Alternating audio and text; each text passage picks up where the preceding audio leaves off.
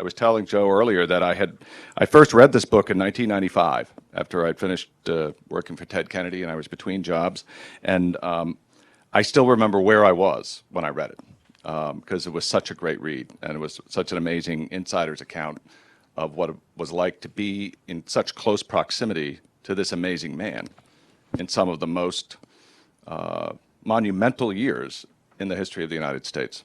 And I didn't dream that I'd ever have the opportunity to even have a conversation with you about it, let alone have an interview with you about it. And but I thought, Joe's been such a great friend of America Magazine for so many years. In fact, I told him I think we have a letter up back on that wall from Lyndon Johnson that he probably ghost wrote to America. That there is that this 50th anniversary of the end of the Johnson administration is really a great opportunity to return to these topics and to this time and to talk about the impact that this man has had and continues to have. Because as you always say, and we still live in Lyndon Johnson's America.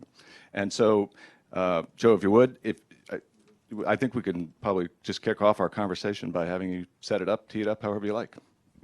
Well, I should start by saying I didn't know Lyndon Johnson the day I went to work for him. So think about that. I was working for Robert McNamara.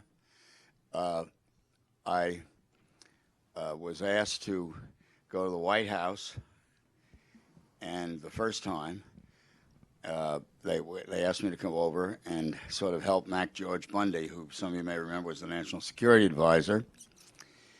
And McNamara said to me, "That's no point in doing that. The only jobs that are more important than what you're doing for me," I was McNamara's special assistant, "are Bundy's job, or if the president will create a special assistant for domestic affairs." So that ended that. And he came back from talking to the president, who was down at the ranch. He said, it's done, you're fine, but I think we only whet this guy's appetite.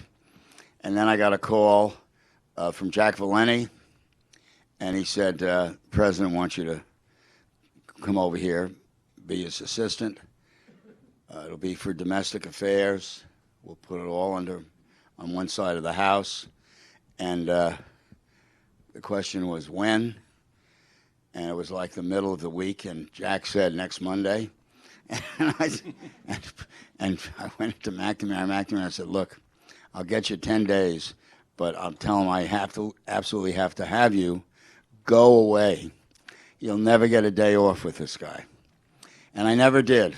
Not at Christmas, not at Thanksgiving. To give you a perspective, in 4 years, 3 years and 8 months, at 11 days off when I went to do my diaries when it was over. Is that right? 11 days. 11 days. Years and 8 months. And to give you a sense of what he was like, he called. I was only there a week or two, and he called my office. We all had hotlines. The president had we had a hotline, a little red button on it. It rang. It didn't ring on and off. It just rang until it was picked up. And it didn't make any difference how fast you picked it up. He made it clear that it wasn't fast enough. And he called. I had the only office on the floor that the Oval Office was on that had its own bathroom. I don't know why I remember that, I guess. But in any case, he called one morning, and I was in the bathroom. I got about 8 o'clock in the morning, and I came out, and she said, "The president wants you on the phone now. He wants to put a phone in the bathroom." I said, "That's crazy." So there was no phone. The next day, he called at the same time. I was in the same place. And by the time I got out, there were 2 Army Signal Corps guys there to put a phone in my bathroom. He also often had a car outside of Holy Trinity Church, which was the Jesuit parish in Georgetown, where I'd go to Mass, and he'd have a car out there. So he let you do that? He let you go to Mass? He let me go to Mass. He would have a car outside there on weekends whenever we thought we had problems, just waiting. And, we didn't have the phones we have now. There were those loud, big phones. Any case, it was extraordinary. I mean, I was a kid from Brooklyn. He was this fantastic presence from Texas. And I think I was lucky. I think everything in life is luck and skill or what have you. But there were a few crises that occurred. 2 weeks after I went to work at the White House. Now think about this. The president had passed Medicare and passed the Voting Rights Act. He went out to where Harry Truman and Bess were, Missouri. Right, in Independence. Independence, to sign the Medicare law and give them each the first 2 Medicare cards. Because Harry Truman had originally proposed it, right? Right. Harry Truman was the first proposer. And it was, and then he'd come back, signed the Voting Rights Act, and it was virtually carried out of he signed it in the Capitol, and, just on the greatest high you can imagine. Flew to the ranch, and the night he flew to the ranch, a guy that was, we later learned, drunk, drove into a liquor store in Watts, and the next night there was a riot, and 5,000 people rioted. Wow. Several people were killed. So he went to this incredible high down to this low. Right. It was the only time in the years I worked for President Johnson in which for 2 days he didn't take my call. I was in the White House, he was at the ranch. He was so... I think he was so... Was he depressed? Depressed, down, and from this high to this terrific low. And he always used to say, over the long run in our terms being the 3 or 4 years, it wasn't just, it wasn't just the Voting Rights Act, it wasn't the Civil Rights Act. There were about 10 bills, bail reform, all kinds of things aimed at the issue of doing something for African Americans and dealing with racism in the country. But he always used to say that his greatest fear was that blacks would do the most damage to themselves. And the Watts riot was just, he really was afraid that would end anything he could do for civil rights for a couple of days. Right. Then we got over it, thank God, as a country.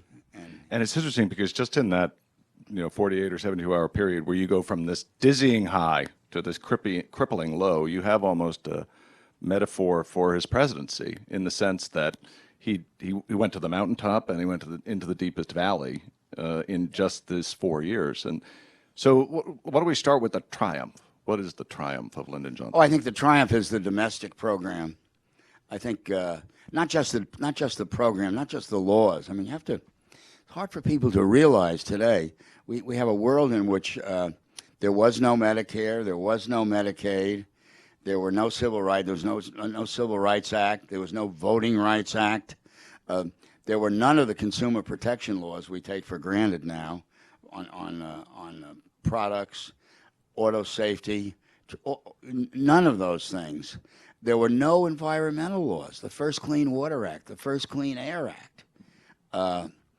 In fact, you can in 1965, Johnson talked about pollution, the danger of pollution from carbon monoxide and automobiles and what have you. It's remarkable.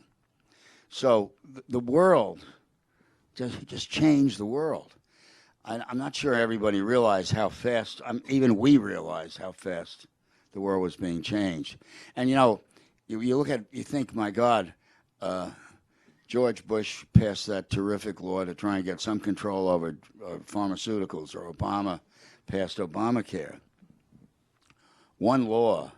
They were talking about hundreds of laws. It was just an astonishing time.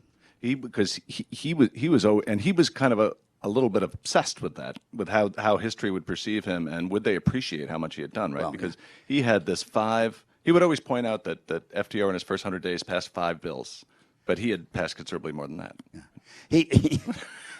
He had that, and he also he was he's haunted of the ghost of the Kennedys. Yeah. I mean, he knew, he had John Kennedy, and he was in that. Think about it. I mean, John Kennedy, as glamorous and as attractive as he was unable to pass anything. No laws passed, no tax bill, no, and Johnson. Johnson knew something very important about how you sequence the bills you're trying to pass. I should go back a second. He knew what he wanted to do. Okay, remember, this is a guy that grew up in the Hill Country. When he became a congressman in 1938, there was no running water and there was no electricity in the Hill Country of Texas. One of the things he did was get a dam built that got water and electricity there. Right. So he didn't have running water, as Caro notes in the first book. Right. His mother used to come carry this bucket of water in. So he had a great sense of that, and that was his world. That was the world he came from, and what he did in that, what those young experiences were very powerful with him. He taught kids in Cotulla, Texas. He taught some Mexican American kids in Cotulla, Texas, and he used to talk about the fact that he used to look in their eyes, and these kids were looking and saying, "Why don't people like us just because our skin is brown?" He said, "That's what they're saying." And in any case, And there was, so one of the many reasons why you should pick up a copy of this book, where all fine books are sold, such as our lobby, is because one of I think it's Appendix A, is just a partial list of the legislation that comes to it. I mean, if you watched Mr. Rogers, it's because of the Public Broadcasting Service, right? Or the National Endowment for the Arts, the National Endowment for the Humanities, and these were the little things, right? they were, yeah. It was a revolution. People think about the Civil Rights Act, '64, and then then the Voting Rights Act in 1965. There's a wonderful conversation on the tapes. You can incidentally listen to these Johnson tapes. This book was written before there were tapes. Fortunately, the quotes in there survived the tapes. But there's a wonderful conversation Johnson has with Everett Dirksen. It's the day after the election. He won by the biggest landslide in the history of the country in 1964, and Dirksen calls him to congratulate him. And he says, Dirksen was the Senate minority leader, critical for us getting anything done. And Johnson says, Everett, I wouldn't want to be here if you hadn't been elected to be the minority leader. And he said, I want you to know, Everett, I'm coming up there with some bills. And Everett says, if you're going to have a meeting of the leadership, Mr. President, I want to let me know because I have to have some surgery. Johnson says, well, where are you having the surgery? And he says, at Walter Reed. And Johnson says, isn't it wonderful, Everett? You and I, we have a problem. We can go to Walter Reed. We can go to Bethesda. I'm going to be sending a bill up there. We can do that for everybody over 65.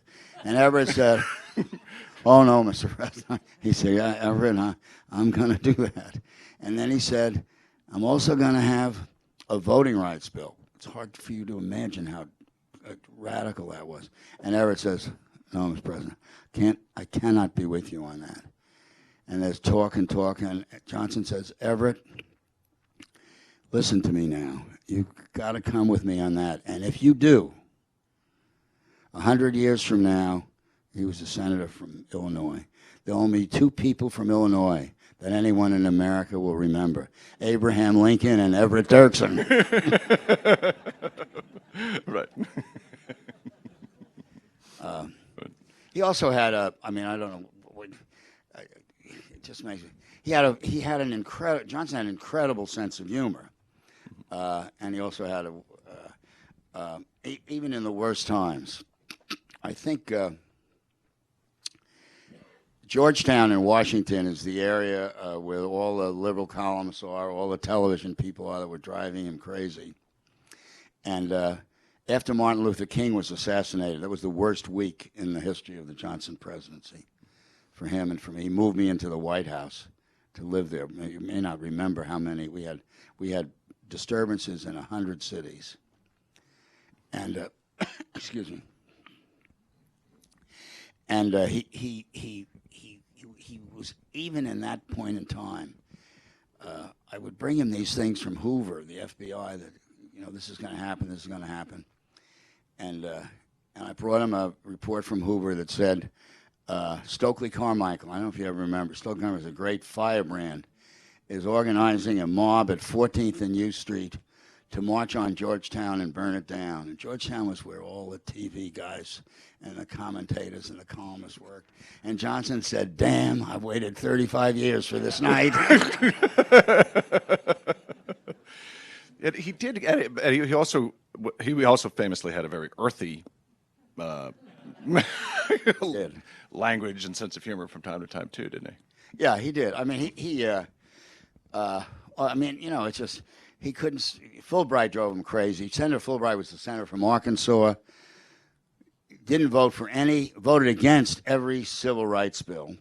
Voted against every minimum wage increase, but opposed him on the war. Yeah. And we're sitting, and one night Johnson says, Fulbright is a revolving son of a bitch. You know what that is, don't you? I said, no, Mr. President. He said, that's somebody who's a son of a bitch no matter how you look at him.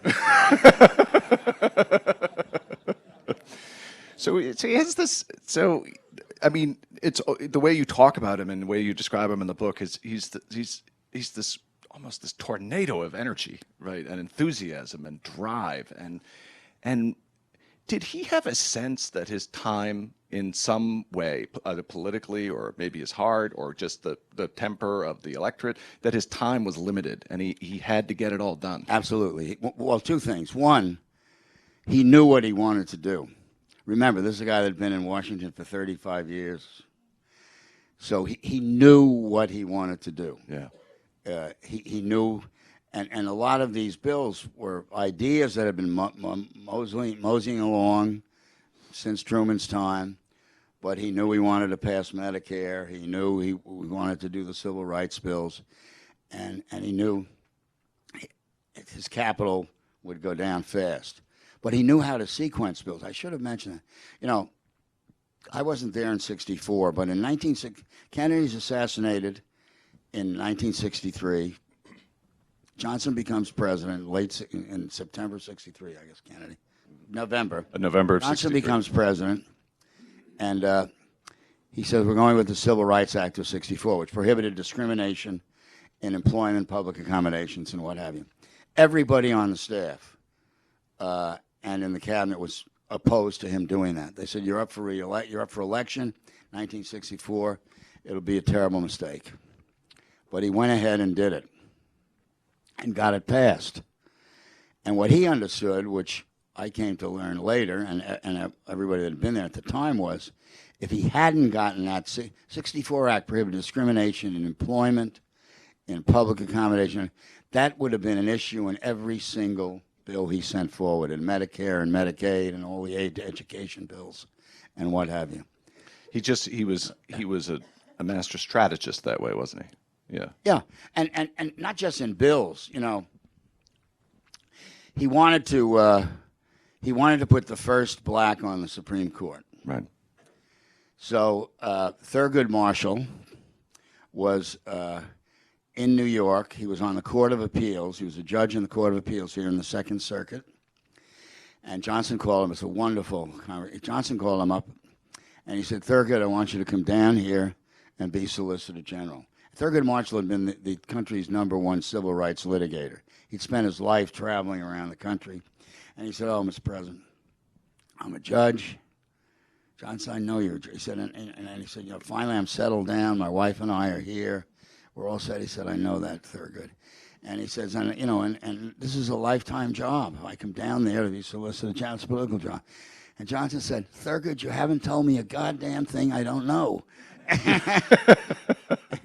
And he said, get down here. And Thurgood came down.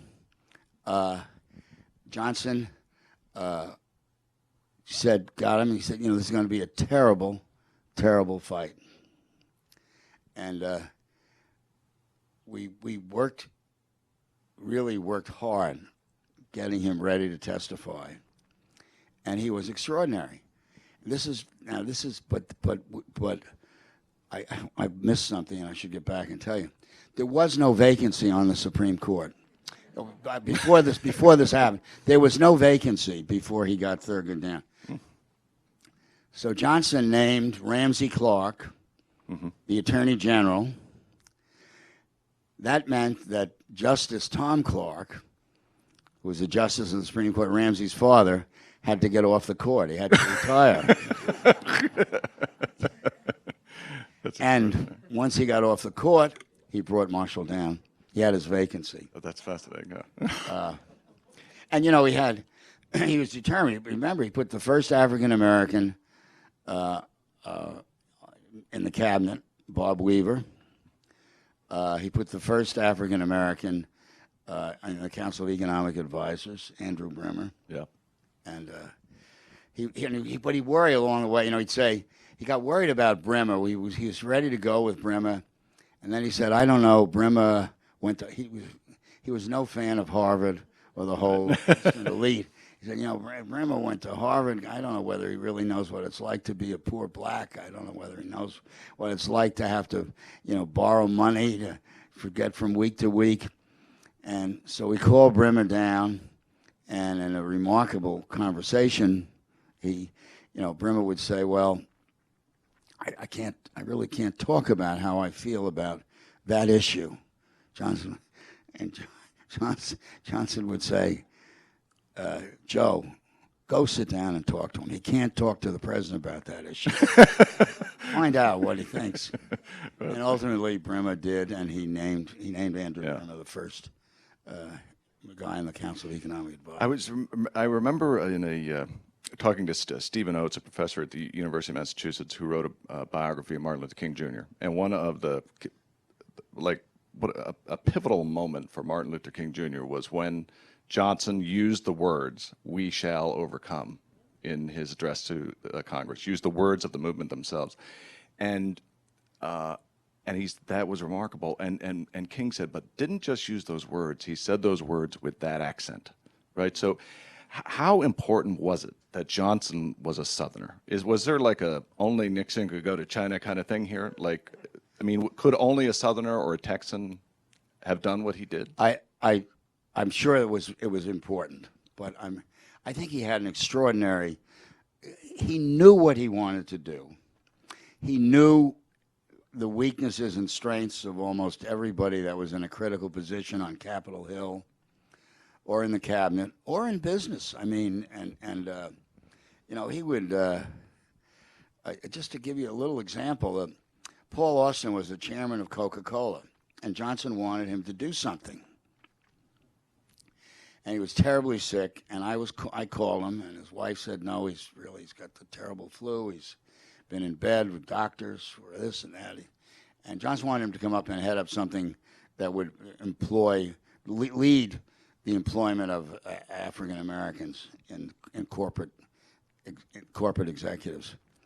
And I reported that to Johnson, and Johnson said, "Damn it," he said, "his wife used to be his secretary. Now she can dictate a note to her, tell her to stick it under his nose. All he has to do is nod." And I did call her, and I said, "Look, maybe you could write." I didn't say it like that. "Maybe you could write this out. It's really important for the president to do this, to get this done now." So she wrote this down, and Paul Austin nodded. And I brought that to the president. He said, "Great. Send a plane down there. We're bringing him up here tomorrow. We're not taking any chances." And we did, and we announced him. But he really couldn't say no. Joe Fowler was the Secretary of the Treasury, and he resigned to go into private life. And Joe Fowler was very popular. He was a Virginian. He was very popular with Southerners, and that was a big issue because of all the civil rights bills and all the liberal legislation. And Fowler, he said, tell Fowler I want 5 candidates to replace him now that he's gone. So Fowler comes in, sitting in the cabinet room. He's got he goes through these 5 names. His wife's name was Trudy, and he goes through through the 3rd name. Johnson turns to him. He says, "Joe, cut this shit. You're coming back. You're going to take this job back." And he did. Right. I mean, he never gave up on things like that. Right. He because he had this. I mean, there wasn't anyone else, right? That was really directing things. He was the center of action. He was the center. He had no chief of staff. You know, we all say the president's chief of staff. I mean, Bundy did the foreign policy side, and then Walt Rostow succeeded Bundy. And I did the domestic side, came as close as you'd have anybody on the domestic side. But he was his own chief of staff. He read hundreds of pages of memos and things every night. We'd package up all this reading about, that couple of over a foot high. Just put a ribbon around it, put it on his bed. He'd go to bed at 1 o'clock in the morning or whenever, or lying on the massage table, and he'd go through every memo. Every memo came back the next day. Approve, disapprove, or see me. He was, Matt, he really was. He did know that we only had so much time and so much capital. He was very, very conscious. He had a sense that the clock was ticking. No question about it. Right, right. And now, speaking of the management of the White House, one of the things that also inspired me to invite you here this evening was last July I was out in Aspen and I was listening to Stuart Eisenstadt talk about Jimmy Carter and his new book about the Carter administration and so forth.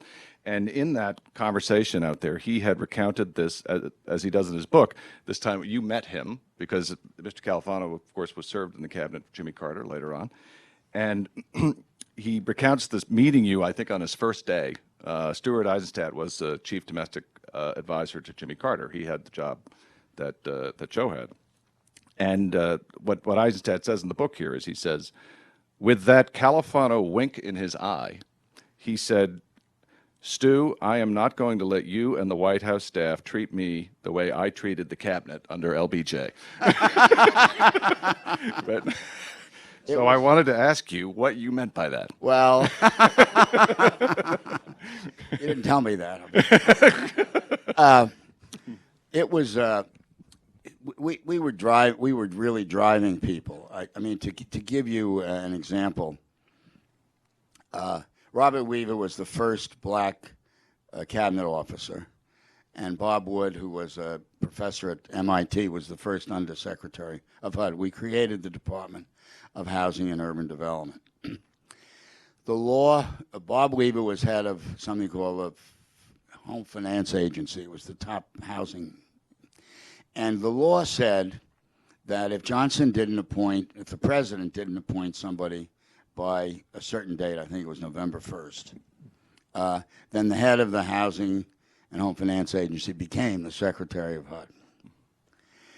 And Johnson was not ready to do it. He was afraid that we'd have trouble getting confirmation. It was another world now. He was afraid that Weaver would make a mistake, political mistake. And so he decided not to do it. And I said, the statute says, shall on such and such date, this shall happen.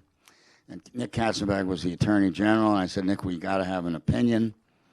And Johnson said, I want you to sign it. I want Katzenbach to. So we did. We created the word shall, meant meant over time. It's crazy. And Weaver came in ready to be named. And I said, no, the president doesn't have to act. And Weaver said, I'm insulted. This is terrible. I told Johnson, and Johnson said, let the son of a bitch quit. I'm sick and tired. Let him quit. So I talked to Weaver. Nick, he brought over, I said, sometime tomorrow, I think you better come over. If we can't work this out, you better bring your letter of resignation. So Weaver comes over with the letter of resignation. And Johnson, while I'm meeting with him, the phone rings and it's the president. He says, "What are you doing with Weaver?" Weaver's right there. And I said, "Well, I'm meeting with him the way you said." And he said, "Well, don't let that guy resign." I said, I said, "Well, I couldn't speak." I said to Bob Weaver, I said, "Could you go out for a minute?" And Weaver goes outside. And I said, "Mr. President, you told me you wanted Weaver out. He couldn't wait. You wanted him out." He said, I never said that. Never said that. He said, "Now don't you screw this." Whatever, the screw up wasn't a word he used. Don't mess this up now. You get back in there and you straighten this out. And I got Weaver back in, and I said, we don't want the letter of resignation. Just forget about it. Poor Weaver was so shattered. He went home that night. Clearly had a few drinks, and I called him to say, just calm down and wait. And he was a little woozy. And while I was talking to him, the president calls me, so I hung up on Weaver. The president says, "I'll talk to Weaver." So he gets on the phone with Weaver. He sees Weaver is woozy, and Johnson's in the office. I'm in my office. I get the next night, I get the call back from Johnson. He says, "You want me to put this guy? This guy is drunk. You want me to put him in this job?" He did put him in this job. He also had no sense of any, I brought my kids over one night. They were about 6 and 8. And we go by, he had these 2 beagles. Remember, he used to pick up the beagles by the ears? That wasn't the only mistake he made. but we the kids loved the dogs, and he said, "Take one." Literally take one of the dogs? 9 o'clock at night now. My boys are about 6 and 8. Take him. So I get the dog. I have the dog. I get in the car. I know nothing around his neck. Running from drugstores to get a leash, to get something to put around the dog's neck. It was incredible. Ultimately, this dog was so used to the country that he kept running away. And as soon as we left the White House, I gave him to somebody. Is that right? Yes, I did. But I think the other thing about him was he really did have a tremendous sense of humor all the time. I mean, constantly, even in the worst situations. He knew how to tell a joke. He could mimic people. He loved to mimic Bob McNamara. He loved to mimic Everett Dirksen. Right. It was but he never veered from what he wanted to get done. He wanted, he said, as long as I can breathe, I'm going to get Medicare. When he first became president, he knew he wanted to do that. He said, we need a Fair Housing Act.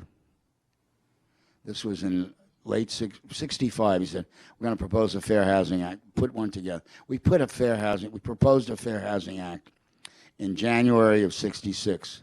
It was the most unpopular bill we proposed. It was the worst mail we ever got. It was the only time I was ever threatened with anything, because I did the White House briefing. We couldn't move the bill. We tried in 66. We couldn't get anything done. And then 67, we at least were getting hearings in the Senate. Right. And then in 68, when Martin Luther King was assassinated, Johnson said, it was a terrible night, it was a terrible week, but the morning after that, he said, we will get our fair housing bill. We will get our fair housing bill out of this. And he made that the issue. And he did get the fair housing bill out of that. He knew how to use whatever crisis or problem he had As an opportunity. as an opportunity. Right, right. And one of the other things that struck me as I was rereading it was, I think you do something that you could probably only you could do credibly because you were so close to him, which is to present him as a somewhat sensitive man, like sensitive to other people's pain, in the sense that, for instance, I know that after one of the things that I didn't remember when I first read the book, but just occurred to me last week, was that when President Kennedy was assassinated, the Kennedy family had decided that President Kennedy would be buried at Arlington National Cemetery, and it was Joe who was sent to meet a bereft Robert Kennedy at Arlington to walk through where the plot would be. And Johnson, years later, when Robert Kennedy dies, is assassinated himself, talks to you in this very poignant way about the faith of Rose Kennedy. Absolutely. And how she had been able to survive all of this because of her faith. So what was his take on faith, if he really had one that was? He was actually a man of quite deep faith, wasn't he? I think he was really struck by Rose Kennedy's faith. He said we were sitting, we were actually waiting for her. We were sitting in the rail station in Washington. They were coming down on the train. This is with Robert Kennedy's body. Robert Kennedy's body, and he said this woman has enormous faith. It's the only thing that's getting her through all of this. Johnson, we'll never know. Johnson actually went to mass about 40%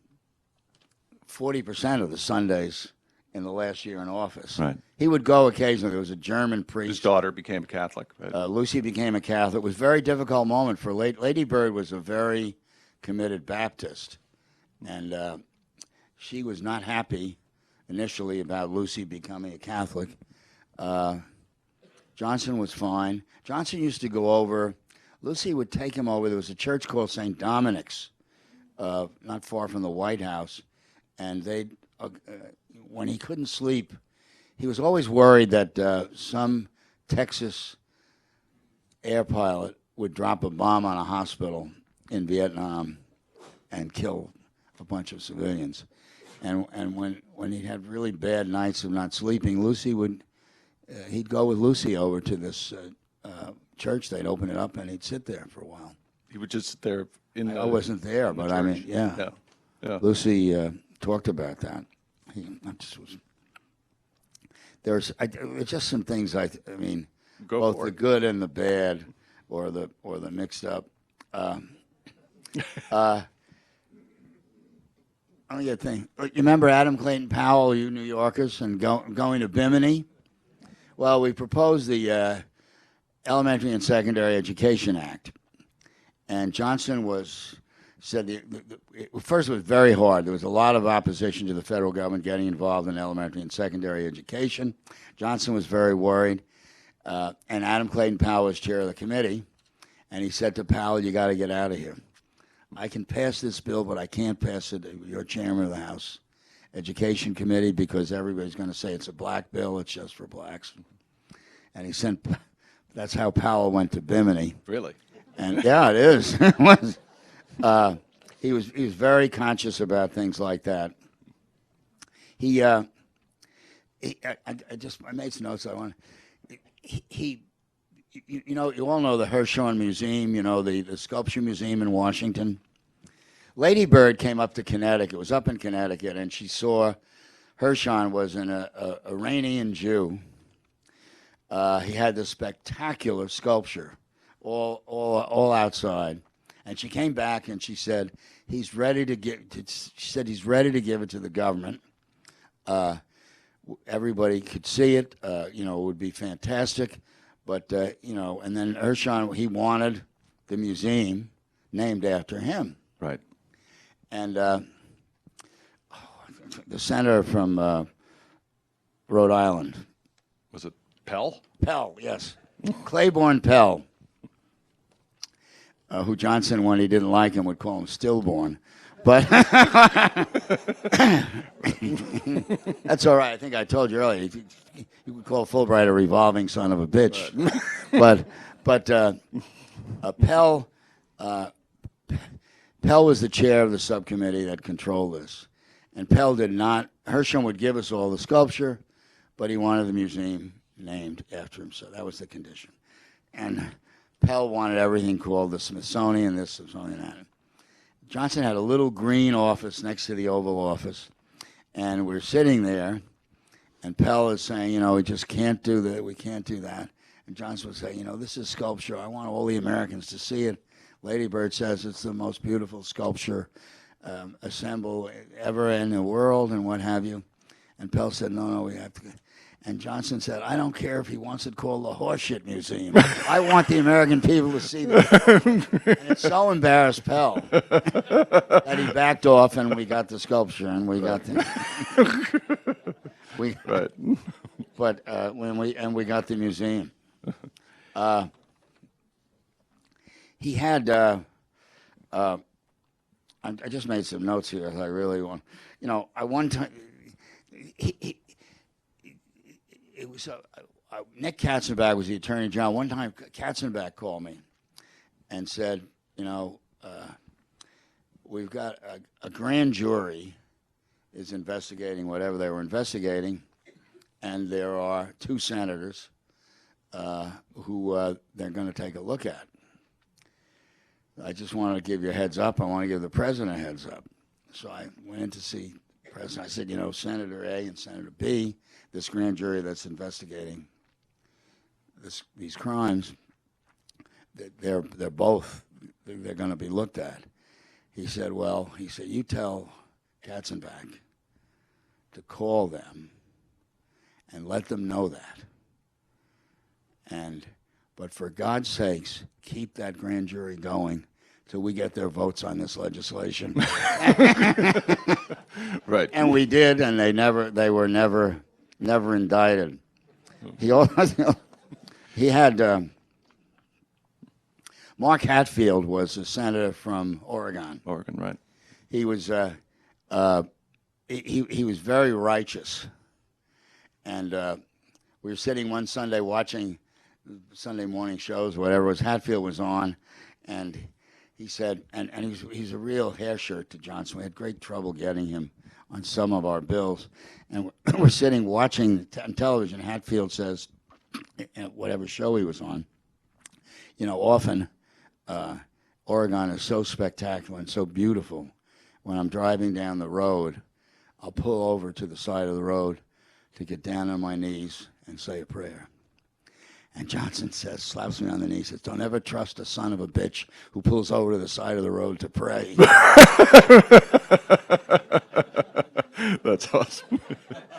So you have this. So you have this amazing figure who, you know, in '64 is elected one of the greatest landslides in American history. This monumental legislation. Truly, I think by any objective measure, even if you don't like the legislation, a triumph, a political triumph. And then comes 68 or 67, 68 and Vietnam. So how could his skills, his talent, his experience not transfer from the domestic scene to that problem? I don't think to this day we know the answer to that. You have to remember a couple of things, I think. One, everybody in the government was for the war. Right. The only person that was not for the war or for the buildup in Vietnam was George Bull. Everyone else, Rusk, all the Kennedy appointees. John Kennedy was very much for that war. In fact, he got the first troops in there. Really. Right. Mm-hmm. And that, I think, was part of it.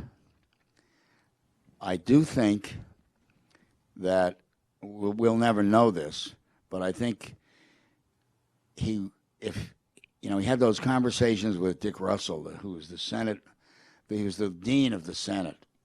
Not the way we don't have a dean like that in the Senate anymore.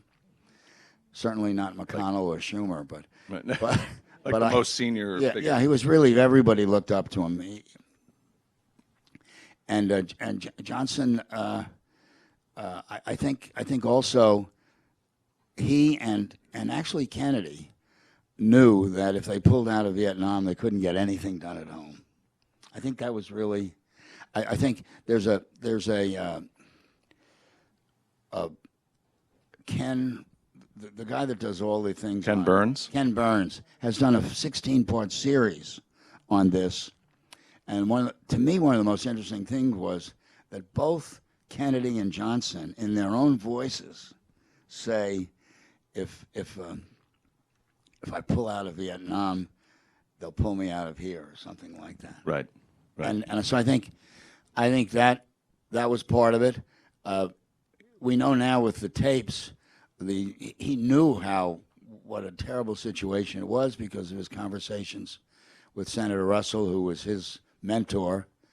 But I think that was it. I should mention one other. Go ahead. Yeah, because he did. We now know from the tapes that he himself was aware pretty early on that this was unwinnable, right? He didn't want. He did not want that war. The only war he wanted was the war he wanted on poverty. Absolutely. Yeah. I think he thought the war on poverty, all the domestic programs would never get done if he ever pulled out. You have to understand the climate of the country. Remember now, it was Goldwater versus Johnson, and we were always looking over our right shoulder, and that was a major factor, I think, in connection with it. Also, you had McNamara. If you go back and look at McNamara's memo, I mean, McNamara was recommending mining the harbor, enormous bombing. Johnson never did as much of that as people were recommending. And I should say for the record, nobody except for Ball was opposed to this. Yeah, and I should say for the record, including the editors of America, because America Magazine supported the war until well into 1969. But he had this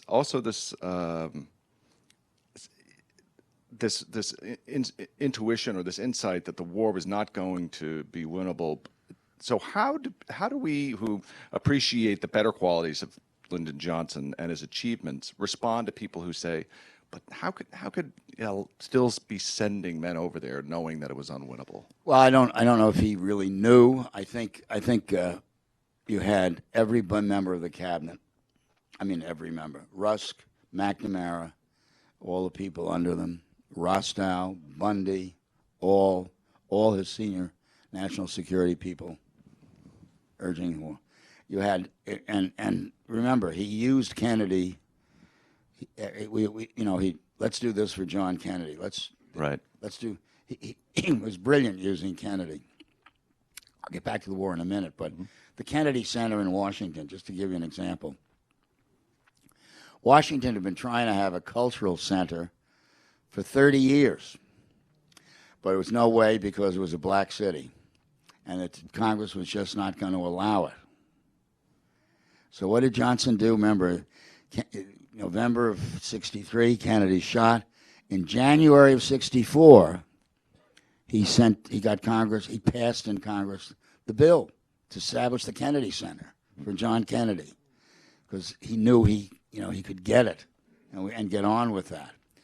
I think, but I think on the war, it was I think he thought, as Kennedy did in one of the Ken Burns segments, if he pulled out of Vietnam, he wouldn't be able to get anything done at home. Wouldn't be able to get reelected. He didn't have to get reelected. I mean, he never ran for reelection. But you watched. I try to describe it, give a sense of it in the book. I mean, you could watch how it wore on him. And remember, his son-in-law, both his son-in-laws, were in the military. Right. Chuck Robb was. There's a terrific picture of Johnson with his hand like that, his head down on the cabinet table, listening to the tapes from Chuck Robb about what was going on in Vietnam. Kind of audio letter from him, right? Yeah. Yeah. An audio letter, and it was he signed a letter to the parents or spouses or both of every person that was killed in that war. Right. And he really he would tear up sometimes. He signed those things late at night when he signed all his mail. You have to remember, this is a guy, incidentally, when I say later, the Johnson's workday started about 5:30 in the morning. He'd read cables. If I'd be home asleep, I'd get this call. This damn story in the Times. He was the only guy in Washington at 5:30 with the New York Times. And what the hell are you? How can you be my aide if you don't read the newspapers? And I mean, it was just, they were incredible. It delighted my wife at the time that I had a phone by my bed, as I did in my bathroom, in the office. He got up, started very early. Lunch could be anywhere, and he'd work in his bedroom. Lady Bird would be lying in bed, covers pulled up to her neck, together in the same bed, 3 or 4 aides in the room, and eventually Lady Bird, about 8 o'clock or 7:30 or something, would say, "Now you boys, you gotta step out for a minute. I want to go to my dressing room." And then he took a nap, took a full-blown nap every day, undressed, shower, he took a nap, got in pajamas, slept, got up, showered, came back. He got into pajamas to take a nap. Absolutely. He went to bed for an hour, came back, sometimes at 2, sometimes at 4, and dinner could be anywhere from 8 to after midnight. So there was a great sense of, we only have so much time, we only have so much capital, we got to use it. Every time we do something, he didn't mind spending the capital if we could get something for it. Right. And the end of the day would be, if you were with him, you could get over there. He'd be getting a massage at midnight, and he'd be signing papers or telling So he's you only to call getting 4 somebody. hours of sleep a night, if that. Yeah, Yeah. 4 or 5. He didn't sleep much. He did. I assume he slept. Yeah, he'd take a nap, and then you get a call about 2 o'clock or 3 o'clock when he'd wake up, and he'd say, "What's going on? Right. Who you talk to?" And also, you had to remember. You talk about. We're talking about passing hundreds of bills on all kinds of subjects. There was nothing, and so he was. How did he get them? Well, first of all, he knew the people. Secondly, whenever I'd send him a proposal, I had to give him some kind of a head count of the committee, and then he'd want to make sure you talk to, you make sure you take care of Everett Dirksen. Jerry Ford was the minority leader in the House, and Jerry Ford, you give them whatever they want. He was very conscious of the fact. I remember specifically. Johnson wanted Ford and the Republican minority to have whatever they wanted. Whatever he wanted. He wanted Dirksen to have whatever they wanted. He used to say, take something like Medicare and Medicaid. He'd say, these bills are not self-executing. We need at least half the Republicans. We have to get appropriations for them. We have to get Republican governors to put Medicaid in place in their states. If we don't have them, we're not, they're not going to be effective. They're not going to reach the people we want to reach.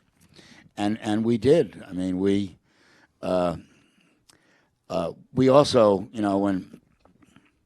when people did things we didn't like or really hurt us on the Hill. I don't know if any of you ever knew who Dick Ottinger was. He was a congressman from Westchester, liberal Democrat, was with us on most things. And we needed to raise the debt ceiling in 1968. And Ottinger was one of 6 liberal Democrats in the House that voted against us. And we lost the first effort to raise the debt ceiling. And we're sitting in the cabinet room that night going over it. Johnson was furious. Larry O'Brien, how it could happen, me, everybody. And so we went over this list of people and what they said, and we had Ottinger, and Ottinger said, well, we need, this takes money from public housing, the war, whatever. And Johnson said to me, you call Ottinger, you tell him that he lacks public housing. We're going to put the biggest goddamn public housing project in the history of the country right in the middle of his Westchester district. We'll give him public housing. I did. And we got his vote. That's how you do it. I mean, I know we have some time for some questions from the audience. And yes. So one of the quirkiest things or the craziest things about Johnson, and there's probably, as you know better than I, a lot, one of the things that gets me is the Johnson treatment. How he would get up in your face, like nose to nose, the way Billy Martin might do with an umpire. And particularly, like you mentioned Richard Russell, I heard he, if you get in my way on this civil rights bill, I'm a steamroll you. So I don't know if you've witnessed it, if you can explain what the rationale was. You probably received it at one point or another. What was his thought on that? No, there's no question about it. I put a footnote in here. I said, as mentioned in this book, Hubert Humphrey once described what he felt like being subjected to the Johnson persuasion treatment of argument, mimicry, humor, statistics, and analogy, with OBJ pulling one supportive clipping and memo after another out of his pocket.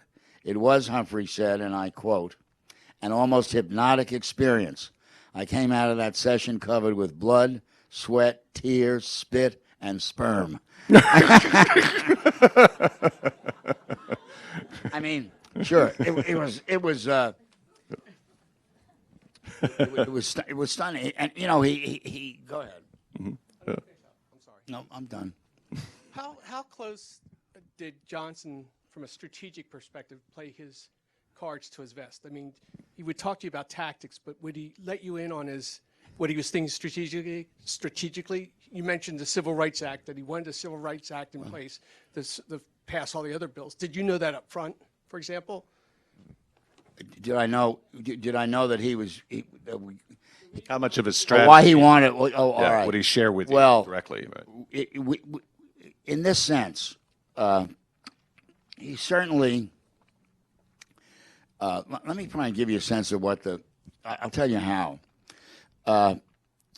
In the fall, I would go out in September to 4 or 5 cities, meet with academics, businessmen, labormen, and get ideas from them.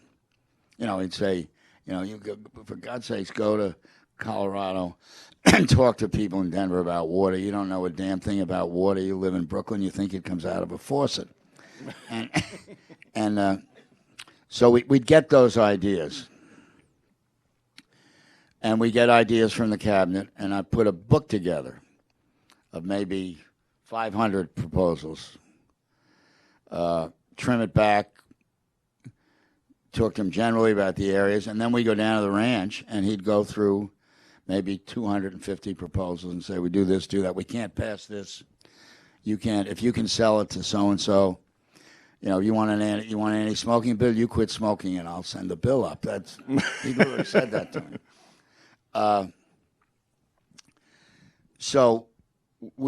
And I had to give, on the major pieces of legislation, he wanted some sense of what the head count was in the committee. So when we were creating the Department of Transportation, he knew there'd be a hell of a fight with the labor unions and the business interests and what have you. We got them all over to the White House. And he'd say, you brief them tell them what this bill is all about. And I'd tell them, and they'd raise hell. And that was his way of getting me to understand I had to figure out a way to do on that bill, incidentally. This is a classic Johnson. On that bill, trying to finally get people to agree to the Department of Transportation. I remember one night, I got a call from the truckers that they would support it. I told Johnson that night at dinner. He said, "Damn, we'll get our bill." I said, so sure. He said, the truckers deal only in cash, one-on-one. We'll get our bill. I mean, you know, remember, there's a lot of cash then. I was thinking of Frank Church. Remember Senator Church was an anti-war guy and what have you. And Church came over once and said, he was talking about the war and we have got to do something, what have you, and he kept citing Walter Lippmann. A columnist. A columnist, was the ultimate columnist at the time, Walter Lippmann. And finally Johnson said, Frank, next time you want a dam on the Snake River, go call up Walter Lippmann. Yes, go ahead. Yep. Whoever. Yep. I'm curious about whether Wait, he wants the mic. whether President Johnson ever contemplated or enacted a national emergency in order to get around Congress. No. Well, look, we're in another world. First of all, this guy had come from the Congress. No, he obviously did not do anything like that. I think there was nothing erratic about him in the sense that, I mean, he certainly went up and down. He had highs and lows, and he'd get angry and he'd laugh, but he did have a sense of what he wanted to get done, and he did have a sense of trying to take advantage of situations whenever they occurred, and it was both. He used to say, "People are moved by love and fear. You've just got to figure out the right mixture." Right. And so we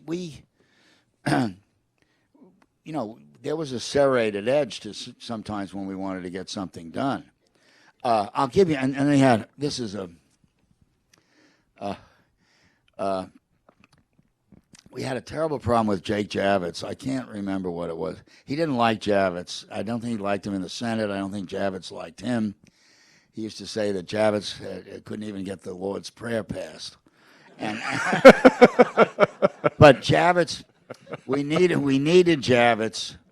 We needed Javits on a bill, and he said, I think it wasn't. It was somebody up on the Hill. I think it might have been Harry McPherson. Might have still been on the Hill at that point. He said, get McPherson to find out whether or not Javits is still in his office. It's like 9 o'clock at night. And he was in his office. I mean, McPherson just went down.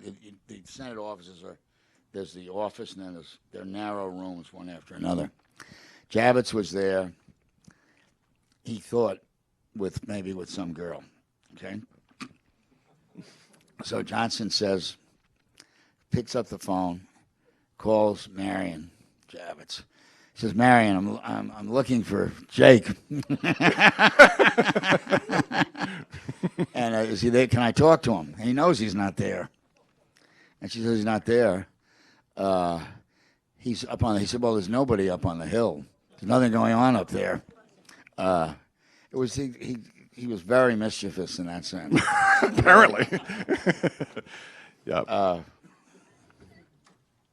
Go ahead, Louis. Yep. I'm sure, Mr. Califano, you've been interviewed a lot by biographers and historians of the Johnson years, and actually gave me a telephone interview, a book I did on LBJ and Mexican Americans, and it was great. I'm wondering, leading up to the question, I'm wondering if Robert Caro has asked you for an interview. Oh, I've spent some hours with him. I don't, I think, I tell you, he gives me a chance to say something. I may be wrong, but no, I have spent time with Robert Caro. Robert Caro, I'm troubled by his decision to write about what it is like to write and research, because I think one of the problems of hasn't dealt with Johnson's presidency, is that there are literally, I'm told by the librarian down there, maybe between 1.5 and 2 million pages of documents relating to Johnson and the White House. So whoever tries to really take that on, Right. it's going to be a hell of a task. So Caro needs to get reading. Yeah. You need years. You need Right. you need years, and it may be that because he is careful. I think Caro is a very careful researcher, Yeah. and I think he's the limits of being able to deal with that. Yeah. I think, and Caro is actually going to the library, the LBJ libraries next week, I think, to talk about the research he's done. That library, incidentally, has more researchers down there working on things than any other library. I think part of it is there were so many laws passed and so many different pieces. So somebody's interested in some piece of health or this or that. I must tell you one other you make me. I don't know why you make me. When we passed Medicare, there was a major issue about whether the doctors would participate. They were totally opposed to it. And Johnson called, so he calls in the American Medical Association leaders, maybe 10 or 12 of them, to talk to them about sending, and they come in, talk to them about the Vietnam War, and we had military doctors, but would they be willing to get doctors to volunteer for 6 months to go over and handle civilian casualties and civilians who were hurt? And they agreed. Johnson calls the press in. All the press really and mentions this. And of course, the first question is, will the doctors participate in Medicare? And Johnson puts his arm around the president of the AMA, and he says, this man and his colleagues are willing to risk their lives for this country in Vietnam. Medicare is the law of the land. They're going to obey the law of the land. Doctor? Yes, sir. That was it. Right. You know, those were there were a lot of high risk things like that, but he was willing to run the risk. I think we have time for one more question. So, Well, there's somebody all the way in the back, a young woman. Go ahead. okay. Let's do two then. Yeah. Well, wait a minute. Can you all hear me? Or? There you go. Thank you very much. So historians have noted a bit of a complex relationship at times between Johnson's personal or private rhetoric and then his policy on civil rights. And regardless of some of the colorful language he could use at times, I think he's arguably the greatest champion of civil rights in terms of policy, at least of presidents in the 20th century. So I was just wondering if you could share a bit of insight on his personal reflections and motivations that helped him drive forward some of the landmark policy achievements of the 60s. Well, I think on the civil rights, one, there's no question that he was affected by poverty. He'd seen it. I don't think he was poor in a sort of raw poor sense, but that part of the country, remember, this guy grew up no electricity, no running water. I think that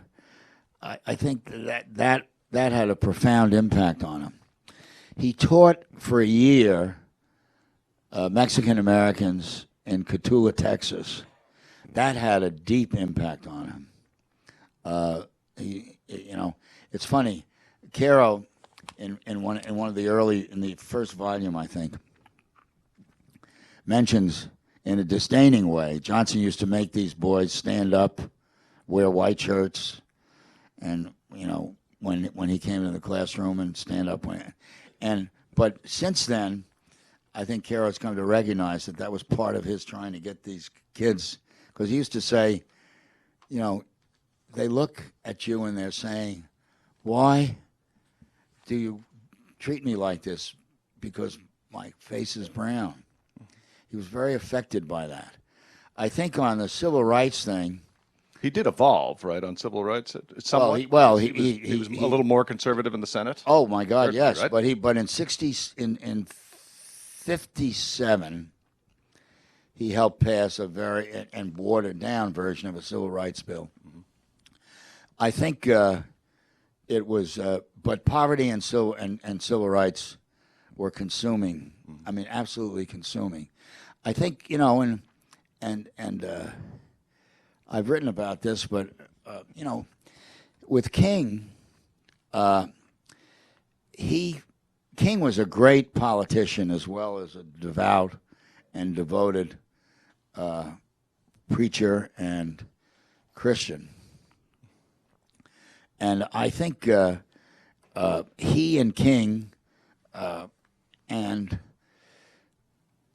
pretty much Whitney Young was some of the older civil rights leaders, but King was the young one.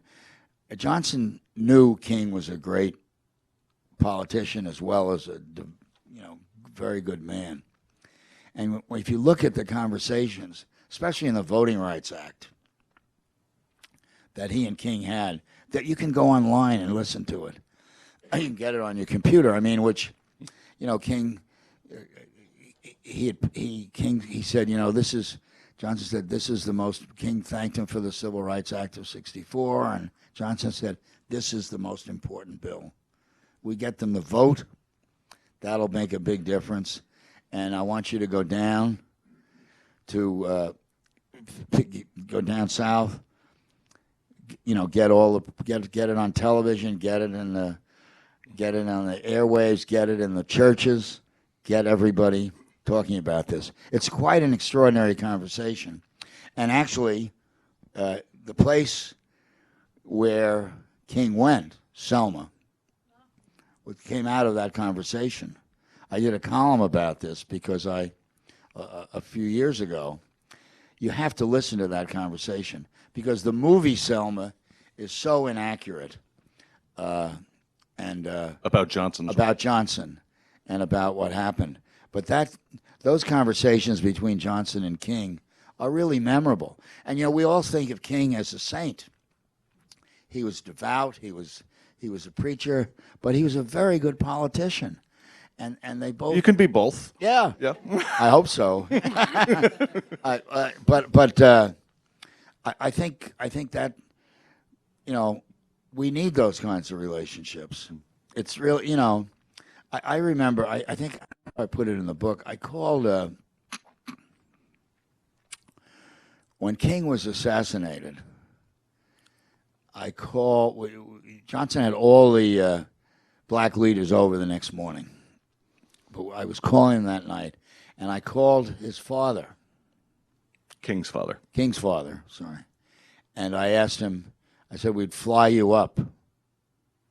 Told him the president was sorry and what have you. And he said, the president wants God to bless you or something like that. I remember his father said to me, tell the president, he was too weak, he wasn't healthy enough. He said, tell the president I want God to bless him. He is going to need God's blessing. It was extraordinary. Yeah.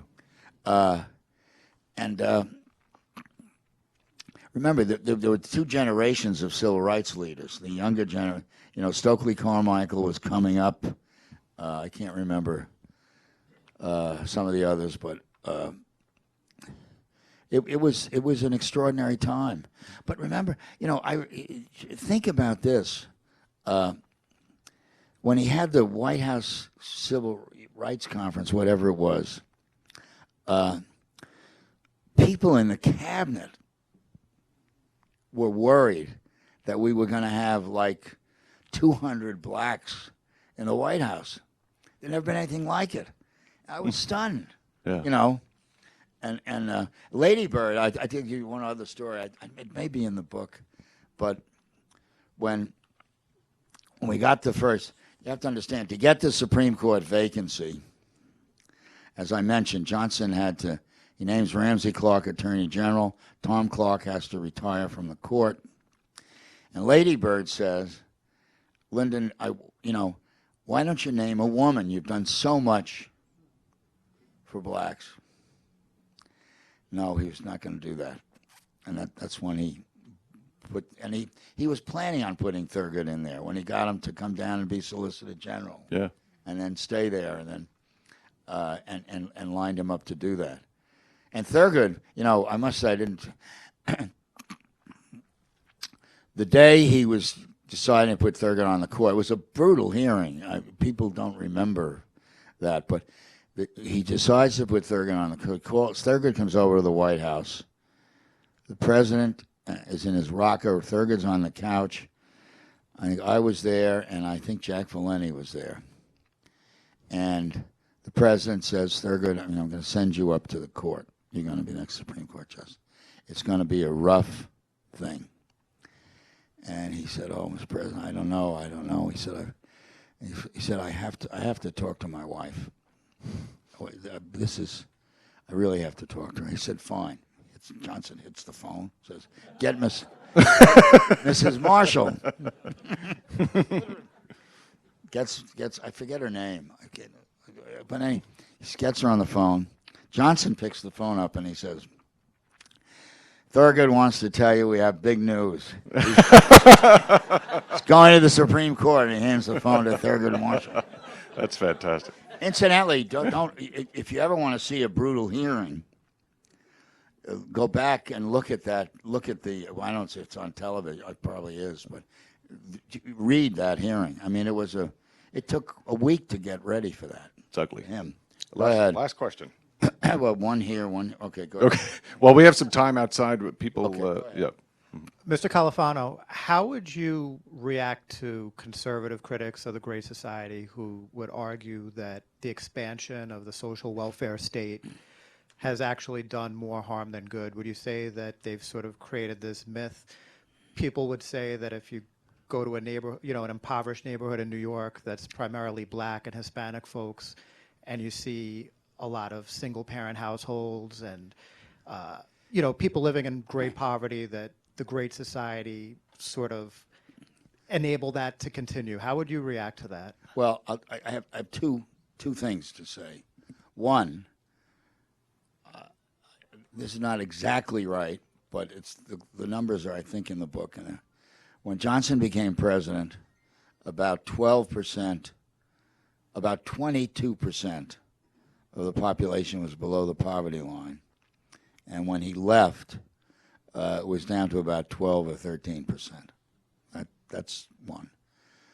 Two, we still have enormous discrimination here. The single-parent family was a problem in the Johnson years. Let me go back. Remember how we got there. I think it's important. First of all, people came over to this country. They came as slaves. They were separated. The men, they went south. Men came north to make some money, left their wives down south, got another woman, never went back to their wives. We broke up the families that way. Then we passed a welfare law that said you can only get help if there's no man in the house. Remember, that's the Roosevelt law. That's the 1939 or 37 law. Only if there's no man in the house. So we created a situation in which the economic incentive, if you were poor, was to have a single-parent family. We were conscious of that. We tried 3 times to get that changed in the Johnson years. To give you a sense of how difficult that issue was even then, Wilbur Mills, who was the chairman of the House Ways and Means Committee, the most powerful committee in the House, said to Johnson, we were trying to pass a tax bill, but in the course of it, John Mills was totally opposed to it. He said, we ought to have a welfare law that said there will be no payments beyond 1 child. Stop these women from having babies. So, these were tough issues. I think this continuing poverty, the family, it's so key, the incentives for family, and we still have a terrible problem. And the social structure of the United States is not, we had a much stronger family structure across the economic spectrum in the 60s than we have today, I think. I don't hear confessions, but I think it's a serious. They're probably the same kind of sins. Yeah. But look, I think if you stop and try and imagine in America without Medicare, without Medicaid, without any aid to higher education, without all these consumer protection laws, without clean air laws, without clean water laws, imagine where we would be. That was the way America was. I mean, it was just incredible. And, sure, in the course of doing things, we made, look, one of the biggest mistakes we made, which we're seeing of today, the higher education bill, loans, grants, and work study, was so controversial. We had to have the entire academic community with us, the universities. So there are no incentives in there for efficiency, none. We wanted to put them in. We knew, because remember how it works. It's you get 10%, or you get if you raise the tuition from $2,000 to $3,000, you get, instead of 200, you get 300. I mean, that was an incentive to be inefficient. Along the way, there are all kinds of compromises like that. You do the best you can. I think by and large, he was probably more committed to doing something for the poorest people than any. There was no crisis. There was a racial issue, discrimination, but there was no crisis like the New Deal. And so you're trying to pass all this stuff in that kind of a world was a very different situation. In a sense, a harder one politically. Yeah. Right, yeah. This is the book, The Triumph and Tragedy of Lyndon Johnson, The White House Years. You can find it in the lobby, and I think that Mr. Califano is available to take a question outside or sign as many I love copies. to sign books from anybody. We'll have a signing ceremony, right, like in the Johnson years. And, I was just thinking as you were talking about how you open this book, and you say right after President Kennedy's death, and you're working for Robert McNamara, and you say, I think I might leave government because I don't think a Johnson presidency is going to amount to much. So I guess you were proven wrong. And I just also want to say, Joe, personally, thank you for your support of America Magazine over these many years. It is a great We really appreciate magazine. I mean, great. Yeah, and you've been a great friend to us. Thank you. As there are many friends here. And I thank you for joining us. I ask you, if you don't subscribe to America, it's only a venial sin, which is easily corrected. And evenings like this happen because people subscribe to America and support our work, and I thank you for that. So good night.